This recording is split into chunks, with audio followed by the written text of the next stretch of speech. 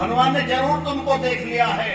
और दोबारा हनुमान जी के पास जाकर के रामचंद्र बोले, हनुमान मुझे लगता कि आपने कुछ देखा है।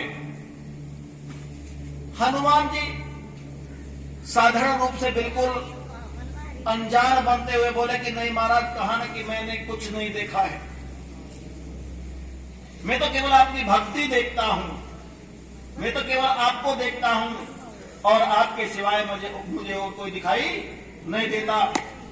राम थोड़े संतुष्ट हुए, लेकिन 2-4 मिनट के बाद में उनके अंदर फिर विचार पैदा हुआ और इस बार हनुमान जी के पास जाकर और हाथ पकड़ करके बोले, हनुमान जी, हे हनुमान, तुम मुझसे कुछ छिपा रहे, तुम सत्य बोलो, क्या तुमने कुछ नहीं देखा? हनुमान कब तक अपने देव को बहकाए और कैसे बोले कि तुम्हारे हाथ से छोड़ा हुआ पत्थर डूब गया, मैंने देखा है, ये शब्द कैसे बोले? हनुमान की आंखों से अश्रुधारा निकल पड़ी, हनुमान रोने लगे। रामचंद्र जी बोले, हनुमान, ऐसा क्या तुमने देख लिया कि तुम अधीर हो रहे हो? मैं ही तो जानना चाहता हूं कि तुमने क्या देखा है। अपने प्रभु श्री राम को ले आते हुए राम भक्त हनुमान कितना सुंदर उत्तर देता है, क्योंकि हनुमान ने सब कुछ देख तो लिया ही था। हनुमान कहते हैं, श्रीमान, जिसको आप छोड़ देते हैं वो डूब जाता है। हनुमान ने कितना सुंदर उत्तर दिया, हे मेरे श्री राम प्रभु, इसमें देखना क्या होता, मैंने ये पहले ही समझ लिया था, देख लिया था कि जिसको आप छोड़ देते हैं वो डूब ही जाता है। कितना सुंदर उत्तर दिया। ऐसे होते हैं भक्त। वो राम कौन है?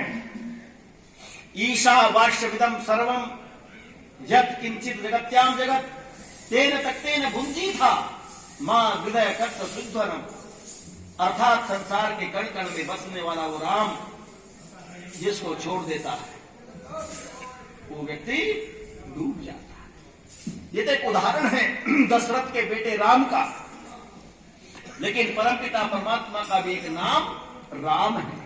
उसका नाम राम इसलिए है कि वो रम धातु से बनता है और संसार के प्रत्येक कण कण में व्यापक है, इसीलिए उसको राम कहते हैं।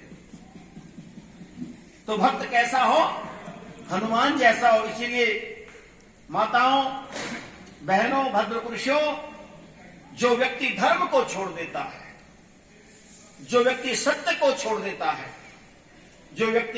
वह व्यक्ति ईश्वर का परित्याग कर देता है। जिसने सत्य को छोड़ दिया उसने ईश्वर को छोड़ दिया, क्योंकि ईश्वर सत्य है।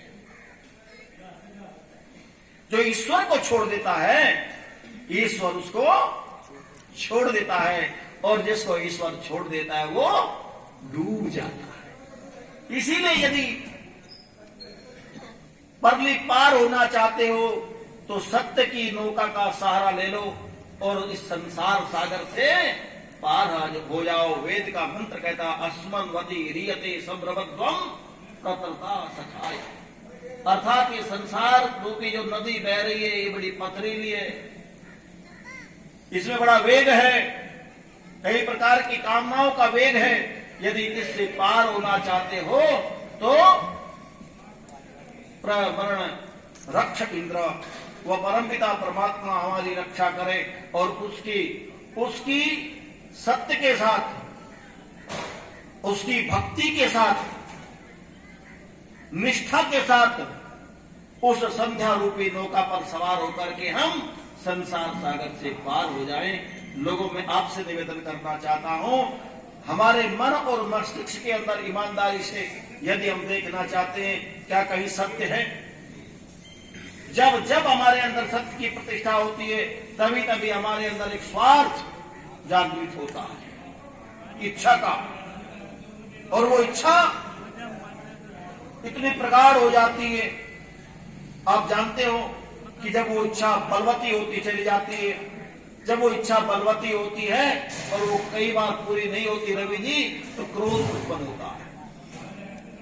जब क्रोध उत्पन्न होता है तो वहां उस क्रोध के कारण ममता जागृत हो जाती है, मोह आ जाता है, जैसे धृतराष्ट्र को आ गया था। अपने भतीजों के प्रति भाई के बेटे सन्मार्ग पर चल रहे हैं, लेकिन दुर्योधन आदि के कहने पर वो जानता था, लेकिन वैमनस्य के चलते, ममता के चलते, द्वेष के चलते, जब क्रोध इतना उत्पन्न हुआ कि क्रोध में हमारा उसकी नाग नाम की जो ग्रंथि है उससे विष उगलना प्रारंभ कर दिया, और हमारी जो ज्ञान वाहक नाड़ियां थी, कई बार पता लगता है कितनी बार समझाया होगा। विदुर जैसे व्यक्ति धृतराष्ट्र के समक्ष उपस्थित होकर के उसको बार बार नीति का उपदेश करते हैं। विभीषण जैसा व्यक्ति अपने भाई रावण को नीति का उपदेश करता है, लेकिन उस मोह के कारण, उस क्रोध के कारण, उस द्वेष के कारण उनकी मस्तिष्क की जानवाहक नाड़ियां जो होती है उनके अंदर संकुचित हो जाती हैं, और वे फिर किप कर्तव्य मूड होते हैं। उनको फिर वही बातें बढ़िया लगती हैं, चाहे परिवार रहे, चाहे राष्ट्र रहे न रहे, वे उसी मार्ग पर निकलते चलते हैं, और एक दिन उनका सर्वस्व विनाश हो जाता है। इसलिए बंधुओं, यदि परमपिता परमात्मा को हम पकड़े रहे, यदि सत्य की डोर को हम पकड़े रहे, तो हमारी मस्तिष्क की जो जानवाहक नाड़ियां हैं उनके अंदर एक सकारात्मक ऊर्जा का प्रवाह होता रहेगा, और आप सत्य को सत्य कहेंगे और असत्य को असत्य कहेंगे। आपके पास ज्ञान रूपी टॉर्च रहेगी, आप फटाक से कहेंगे ये गलत है, ये अन्याय है, इसके विरुद्ध मुझे कुछ भी करना पड़े, उस समय आप कहेंगे हंतकार, नहीं ये गलत है, ये ठीक है, ऋषिवर देव दयानंद की तरह। आप बड़े सौभाग्यशाली हो, आप ऐसे ऋषि के अनुयायी हो जिसने परमात्मा का दर्शन किया है। बंधुओं, जिसने अपने हृदय का मिलान परमात्मा के हृदय के साथ किया हो,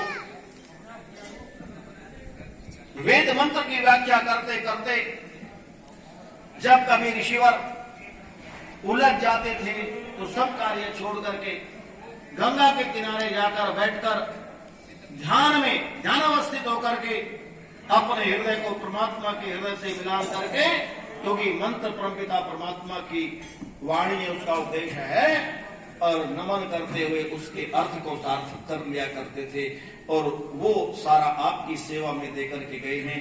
ऐसे थे ऋषिवर देव दयानंद, उनके अनुयायी हो आप। आपके हृदय में भी कहीं न कहीं सत्य की अग्नि प्रदीप्त हो रही है, बस अंतर इतना है जैसे लकड़ी समिरा के अंदर अग्नि तो है, लेकिन अभाव घर्षण का है।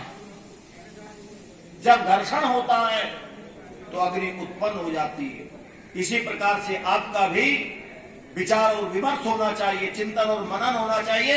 जब चिंतन मनन होगा तो एक नई चीज पैदा होगी आपके जीवन के अंदर। दूध के अंदर जब मथनी चलती है तो छाछ अलग हो जाता है और मक्खन अलग हो जाता है। उस समय हमें ये जान हो जाएगा कि क्या सत्य है और क्या असत्य है। हम सत्य के मार्ग पर निकल पड़ेंगे। तो मैंने आपसे निवेदन किया, इन्हीं शब्दों के साथ अपने जीवन में कभी भी सत्य का परित्याग न करना। यदि आपने सत्य को छोड़ दिया तो सत्य हमको छोड़ देगा।